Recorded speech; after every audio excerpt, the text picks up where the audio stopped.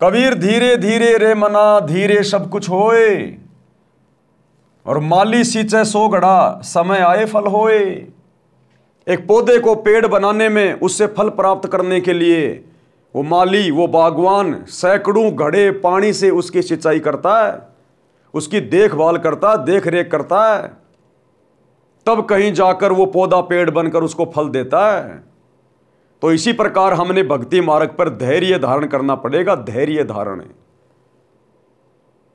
और 4 या 5 साल के बाद गुरुदेव भगवान ने बताया कि यदि आप 5 वर्ष इस भक्ति को दे देते हो मर्यादाओं में रहकर, उसके बाद देखना परमात्मा तुम्हारे घर में, तुम्हारे शरीर में, तुम्हारे कारोबार में वो उन्नति देगा कि तुम्हारे अड़ोसी पड़ोसी गांव वाले रिश्तेदार देखते रह जाएंगे कि ये करता धरता कुछ नहीं है और ये इतने ठाट बाट कैसे कर रहा है, क्या कोई खजाना हाथ लग गया इसको।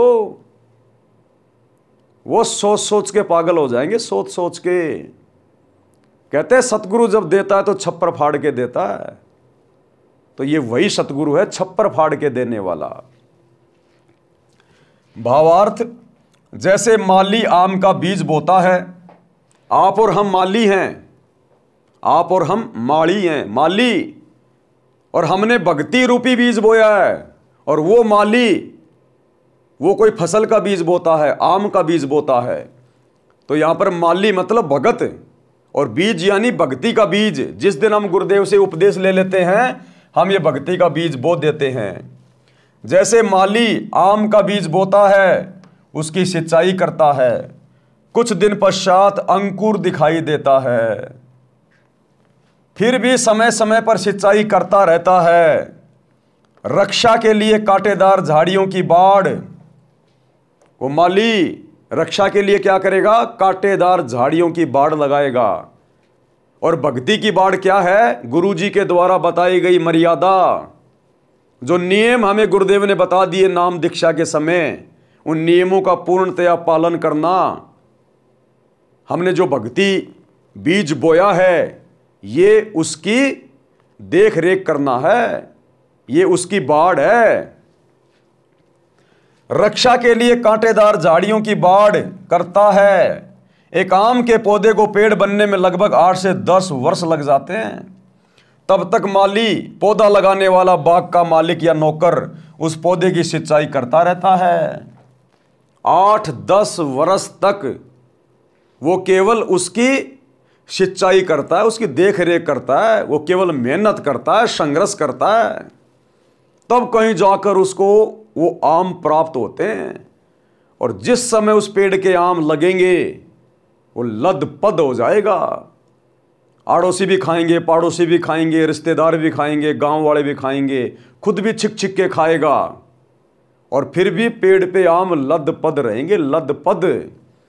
इसी प्रकार जो भक्ति बीज आज हम बो रहे हैं, गुरु से उपदेश ले रहे हैं, और यदि मर्यादा में रहकर हम उसकी बाढ़ करेंगे, धैर्य धारण करेंगे, गुरुदेव के प्रत्येक वचन पर विश्वास करेंगे, 5 यज्ञ नियमित अपने घर पे करते रहेंगे, सत्संग नियमित सुनते रहेंगे, सुमरण नियमित करते रहेंगे, तो फिर ये भक्ति रूपी पौधा जो हमने लगाया था, ये 4 से 5 वर्षों में पेड़ बन जाएगा। पेड़ आपके घर में नित्य प्रतिदिन परमात्मा वो सुख देगा जिन सुखों के बारे में हमने कभी सौपन में भी नहीं सोचा होगा कि हम इतने भी सुखी हो सकते हैं।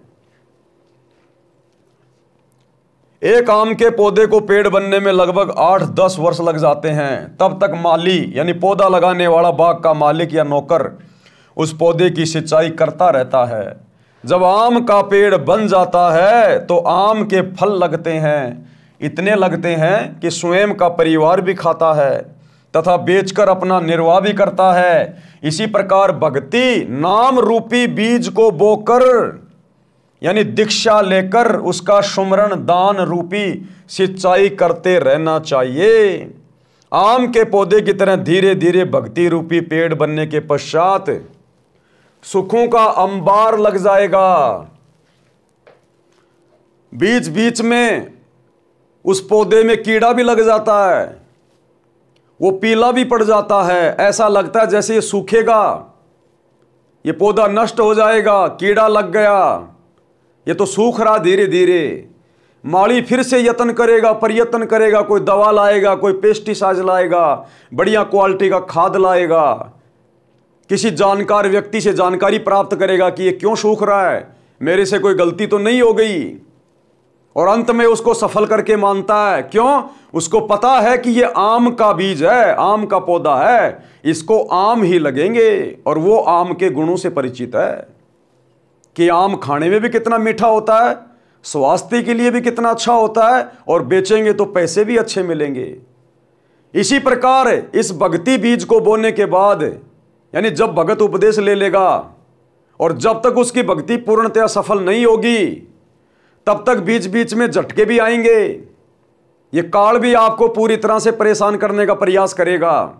ये मौका देखेगा कि कब ये भगत मर्यादा तोड़े, इस भगत की कमजोर नस क्या है, मैं वहीं पर चोट मारूं।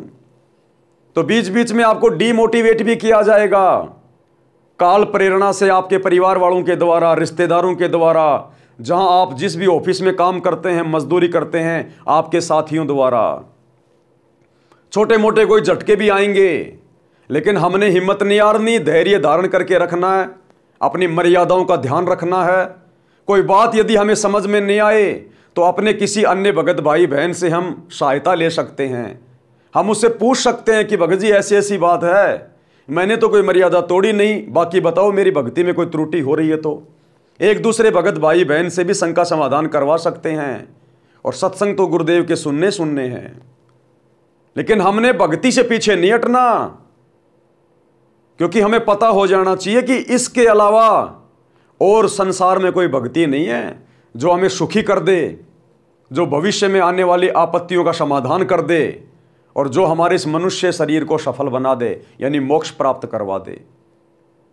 तो हमने इसके परिणाम का ध्यान होना चाहिए।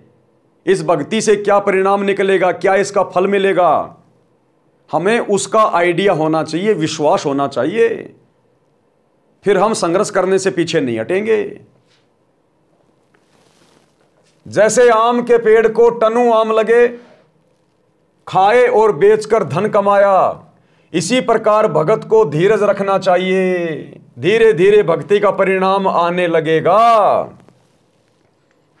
बीच बीच में झटके आएंगे, परमात्मा वहां आपकी रक्षा करेगा, आपके बिगड़ते हुए कार्यों को परमात्मा संवारेगा, और आपको एहसास भी करवाएगा कि यह कार्य परमात्मा के बिना मेरा नहीं हो सकता था, मेरा यह कार्य मेरा कोई रिश्तेदार नहीं कर सकता था, मेरा यार दोस्त नहीं कर सकता था, पैसे के बलबूते पर मेरी इस समस्या का समाधान नहीं हो सकता था। डॉक्टर जवाब दे देगा। और जब आप दिल से गुरुजी से प्रार्थना करोगे भक्ति के लिए कि परमात्मा सुना है आप तो 100 साल की उम्र प्रदान कर देते हो, ये परमात्मा मैं तो भक्ति के लिए उम्र मांगता हूं मेरे मालिक, जैसा आप उचित समझो। आप जाने जानो, अंतर्यामी हो, आप मेरे दिल की बात जानते हो परमात्मा, मैं क्यों जीना चाहता हूं। आपके हृदय की पुकार सुन के वो अंतर्यामी परमात्मा आपकी उम्र एक्सटेंड कर देगा, चित्रगुप्त के कागज फाड़ देगा, लेख चेंज कर देगा, भाग्य में मौत है परमात्मा कैंसिल कर देगा। तो बीच बीच में जब थोड़ी बहुत कोई परेशानी आएगी, संकट आएगा, परमात्मा उसमें आपकी मदद करके आपके विश्वास को भी बढ़ाएगा। भाई जो गुरु वचन पे डट गए, कट गए फंद 84 के, कट गए फंद 84 के, कट गए फंद 84 के।